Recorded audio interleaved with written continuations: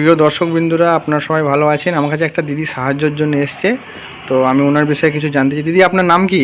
আমার নাম লক্ষ্মী মেঘ। আচ্ছা, কি করা হয়? আমার স্বামী গাড়ি অ্যাক্সিডেন্টে দুটো পা বাদ চলে গেছে ভাই। আমার ক্যান্সার, আমার দুটো ছেলে, একটা ছেলে 8-এ পড়ছে, একটা ছেলে 6-এ পড়ছে। আমি ছেলেগুলোকে খাওয়াতে পড়াতে পারছি না বলে আমি সাহায্য চাইতে এসেছি। আমার একটা মেয়ে, হাবা মেয়ে ভাই, সেই মেয়েটাকে পড়াশোনা করাতে পারে না। সে হাবা হাঁটতে পারে, সে পেট থেকেই উড়ে। মেয়ের বয়স কত?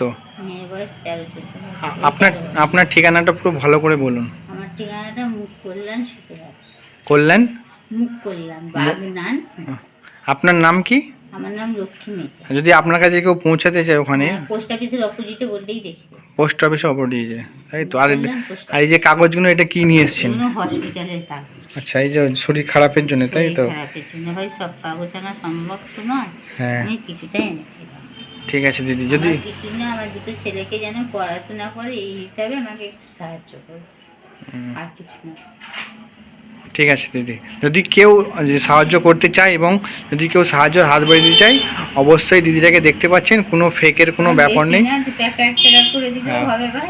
আমার ছেলেদের জন্য আমি যেন বই খাতাটা কিনে আমি যেন পড়াশোনাটা করাতে পারি, দুমুঠো যেন খেতে দিতে পারি, আর কিছু না। ঠিক আছে দিদি, যদি কেউ সাহায্য করতে চান, দিদি দেখছেন। ভাই আমার 2-1 টাকা দিলেই হবে ভাই। ঠিক আছে, আপনার নাম্বারটা আমাকে দিয়ে রাখবেন, আমি এতে নাম্বারটা দিয়ে দেবো।